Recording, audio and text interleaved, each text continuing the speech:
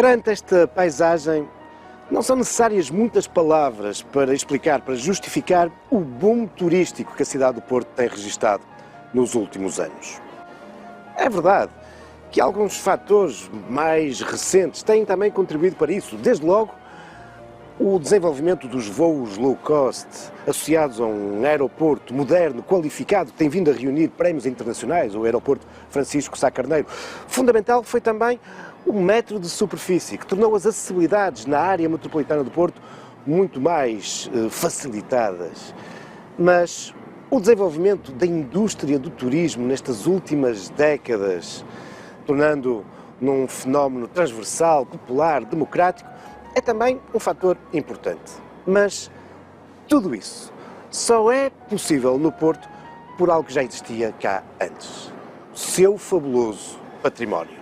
Basta recordar que no Porto, em escassas centenas de metros de distância, nós conseguimos reunir, por exemplo, uma das 3 mais belas livrarias do mundo, um dos 5 cafés mais belos do mundo, uma das 10 estações ferroviárias mais belas do planeta e até um dos mais belos McDonald's. E para esta visibilidade deste património, muito contribuiu a classificação pela Unesco do Centro Histórico do Porto como Património da Humanidade. E por isso está mais do que justificado e percebido o porquê deste crescimento exponencial de turistas que a cidade tem registado. Ora, também a procura obrigou também a uma resposta na oferta de alojamento.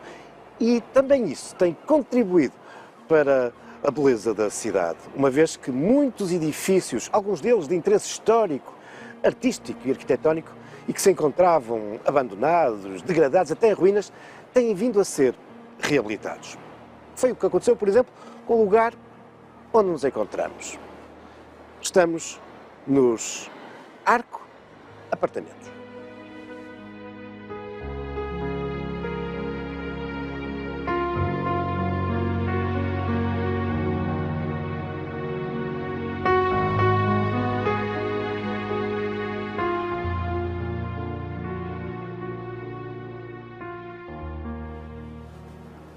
Localizados entre as escadas do Barredo e as escadas das Verdades, estes apartamentos desenvolvem-se numa área que até há poucos anos era ocupada por um conjunto de habitações bastante degradadas.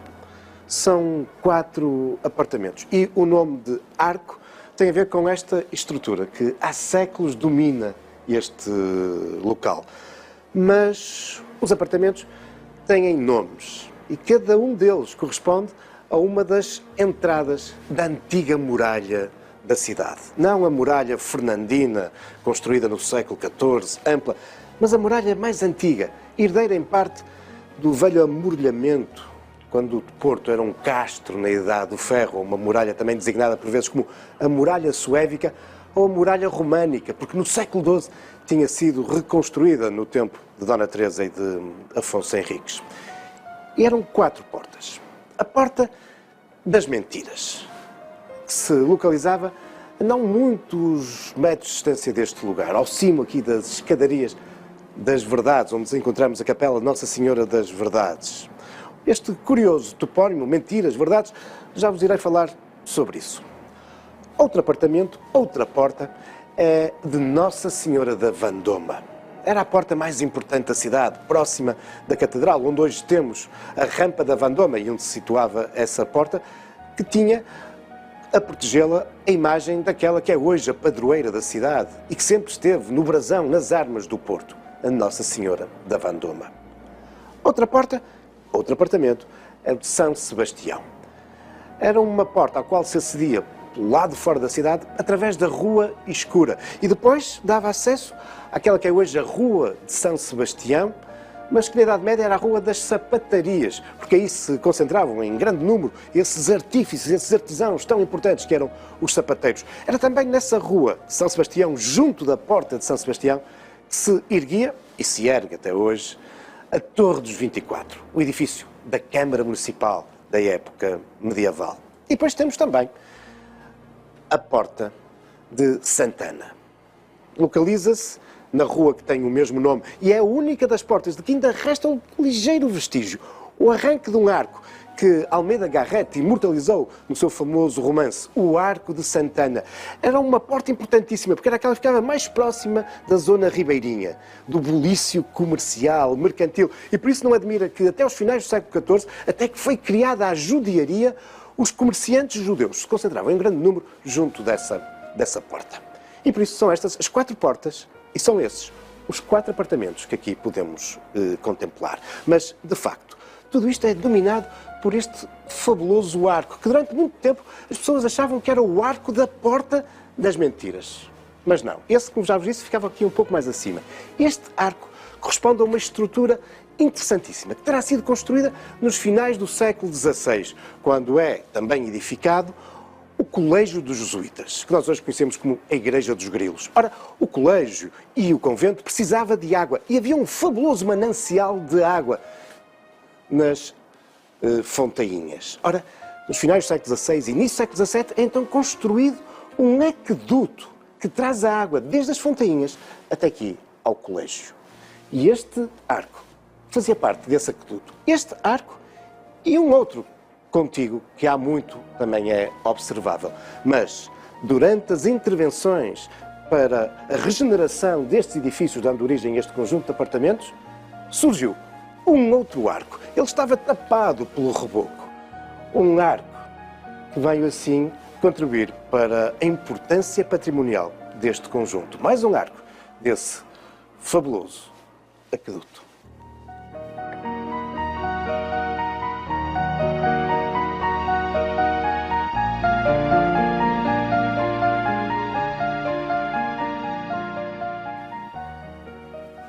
A regeneração deste espaço, a construção destes apartamentos, foi acompanhada por investigação, por escavações arqueológicas que revelaram não só aquele arco do aqueduto.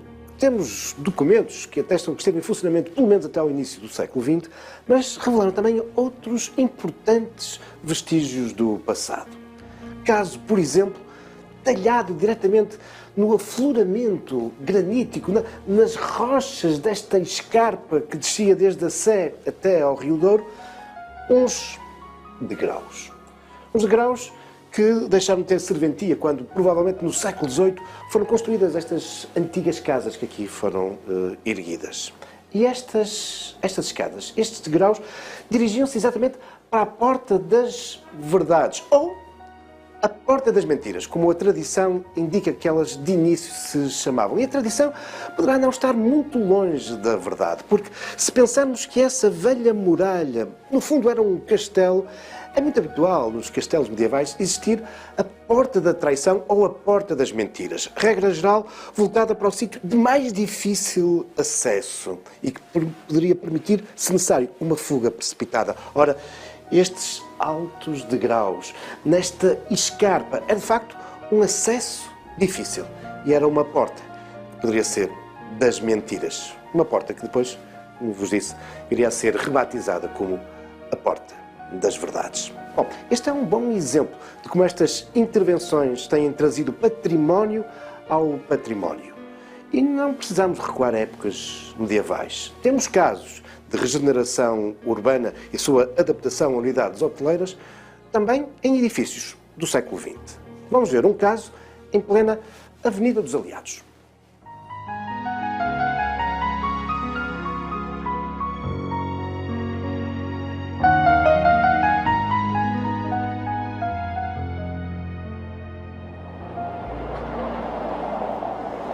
Na sequência da abertura da Avenida dos Aliados, cujo início corresponde a 1916, poucos anos depois, em meados da década seguinte, nos anos 20, começa a ser erguido aquele que virá a ser um dos mais belos e icónicos edifícios deste coração da cidade. Um edifício que virá também a ficar conhecido como o Monumental.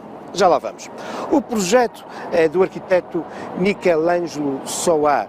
E estamos aqui perante um edifício no seu aspecto revivalista, fazendo reviver antigos estilos.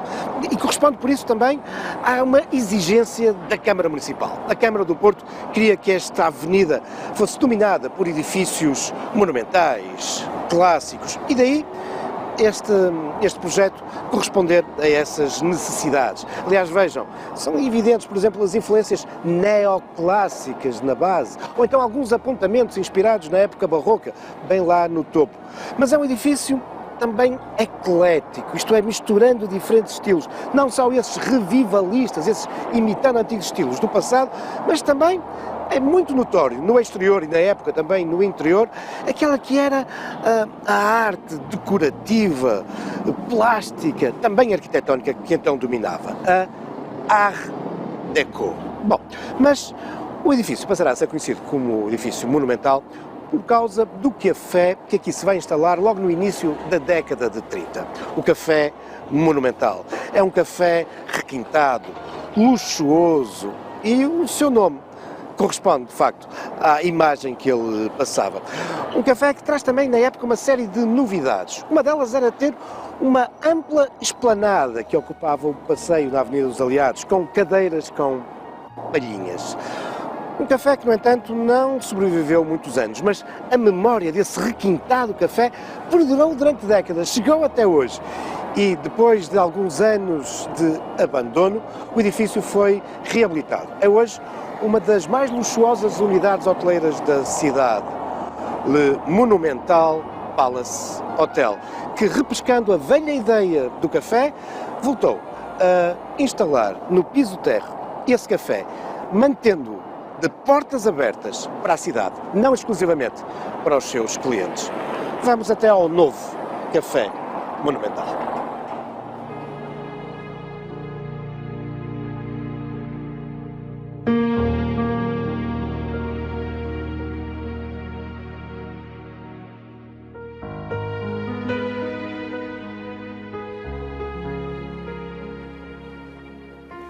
Naqueles anos 30, a publicidade e as notícias sobre o Café Monumental são bem evidentes do requinte deste café. Dizia-se até que o luxo e o conforto ultrapassava na prática aquilo que as pessoas imaginavam antes daqui entrar. É um café que também por isso se tornará num local de encontro da elite da cidade, dos médicos, dos arquitetos, altos quadros, funcionários da banca, dos seguros. Mas era também um espaço que era frequentado por muitos jovens, por causa dos concertos do Monumental. De facto, o café, para além do espaço de café, tinha também espaços de restaurante, várias salas de jogos, com dezenas de mesas de jogos, incluindo de bilhar, e tinha também espaço para espetáculos.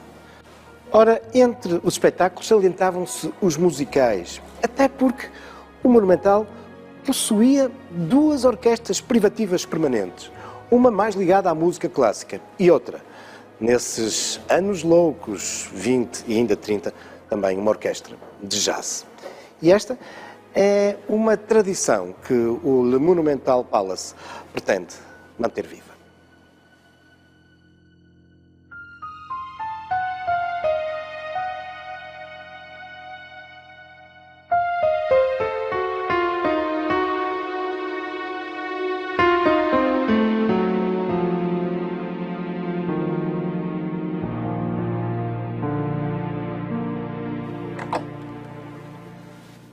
Das requintadas intervenções artísticas, nomeadamente Art Deco, que o Monumental apresentava originalmente, resta muito pouco depois de décadas de abandono e degradação. Mesmo assim, o atual hotel conseguiu recuperar e incorporar alguns vestígios. Caso, por exemplo, de uns azulejos mármore que estão encostados hoje no balcão de recepção, com um design claramente Art Deco. É o caso também dos elementos em madeira de uma belíssima escadaria. Mas é exatamente essa requintada Art Deco que serve de mote e de inspiração hoje para a decoração dominante do Le Monumental Palace.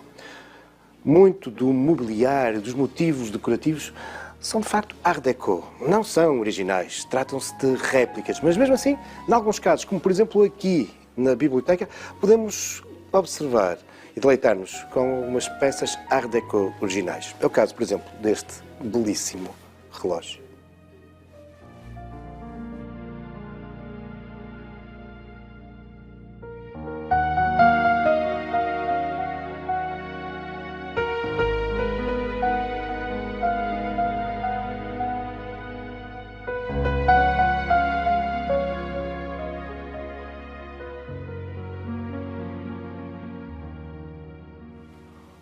monumental Palace Hotel é herdeiro do requinte, do luxo, da comodidade do velho café monumental. Nos mais ínfimos pormenores, veja-se, por exemplo, aqui, o rigor, o luxo, os acabamentos deste quarto de banho com mobiliário à época e, por exemplo, esta belíssima mármore verde. Mas foi um longo trajeto este que desembocou nesta unidade hoteleira muito qualificada. Com efeito, após aqueles gloriosos anos 30, o Café Monumental, como já referi, acabou por encerrar.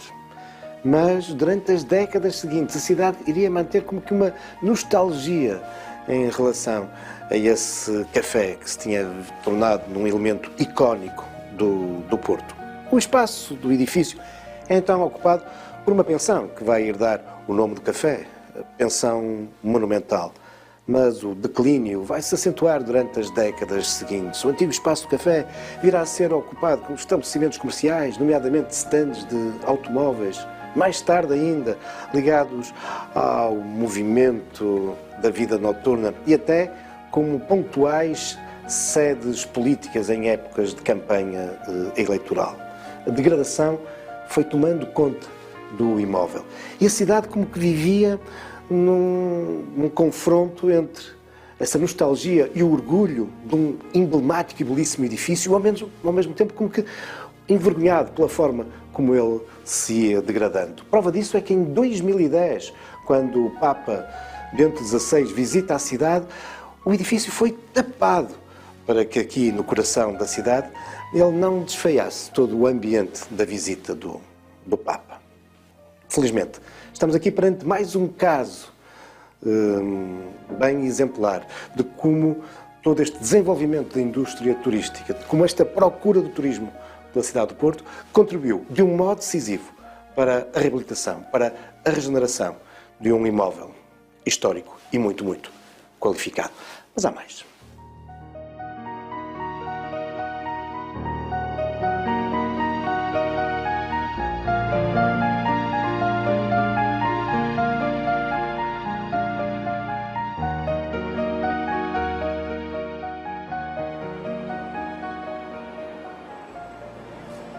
Outro icónico edifício da Baixa do Porto, conhecido durante décadas pelo seu café e que foi recentemente reabilitado e agora também, além de café, um hotel, é o edifício da Brasileira, aqui na rua Sá da Bandeira, um edifício que é dominado por uma fabulosa e cuidada fachada, da autoria de um arquiteto marcante da passagem do século XIX para o século XX na cidade, o arquiteto Francisco de Oliveira Ferreira. Uma fachada onde sobressai este parasol nessa arquitetura e engenharia do ferro e do vidro. Mas este aspecto glamouroso, qualificado do café, a Brasileira, registra-se não só no exterior, mas também e muito especialmente no seu interior.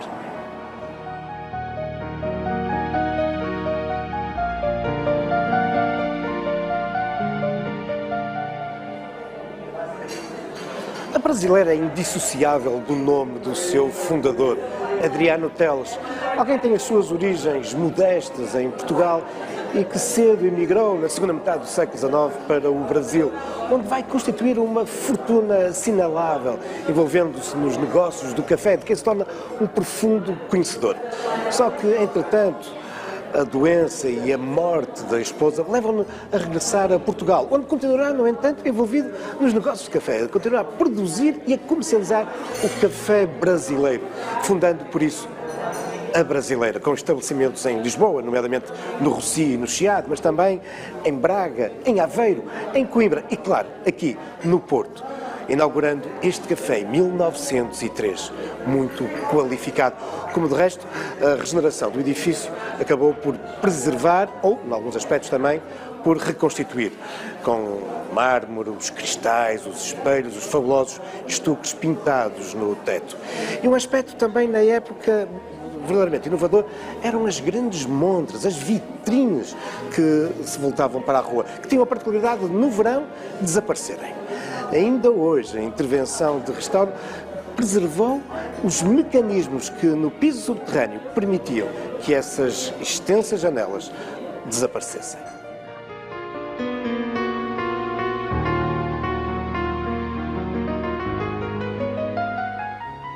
A Brasileira vai registrar um enorme sucesso desde a sua criação e para isso muito vai contribuir o facto de, até aí, na cidade, não existirem propriamente aquilo que nós hoje conhecemos como cafés. Aquilo que dominavam no Porto eram os botequins, além, obviamente, das tabernas. E não havia a tradição de servir café, muito menos o café em chávena.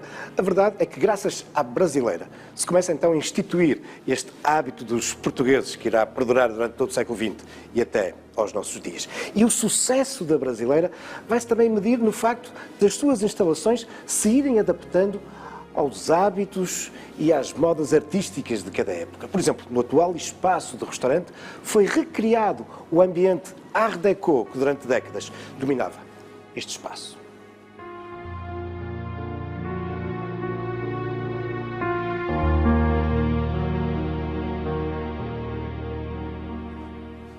Uma outra área de Brasileira corresponde a um outro período de expansão e que fica marcado também por uma outra corrente artística, é esta onde nos encontramos, claramente marcado por uma estética mais modernista, associado ao arquiteto Januário Godinho. Funciona hoje como a recepção do hotel.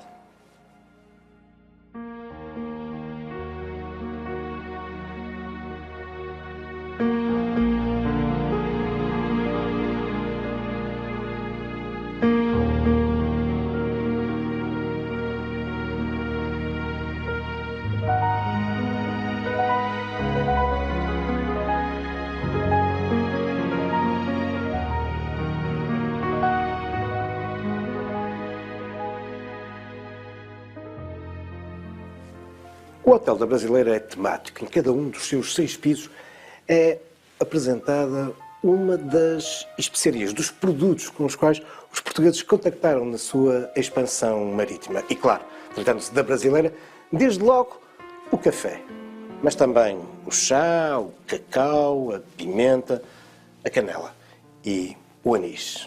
Em cada piso é explorado especificamente um destes produtos.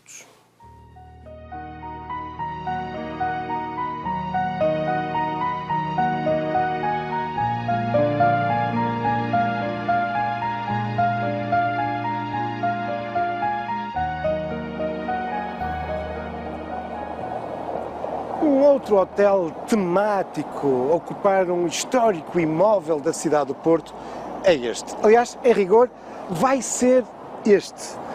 Um hotel que vai ocupar aquela que desde 1933 passou a ser a histórica sede do Futebol Clube do Porto. Nessa altura, o clube resolve que a sua sede deveria ser aqui, no coração da cidade, mesmo junto ao edifício dos Passos Conselho, que então estava ainda a ser erguido.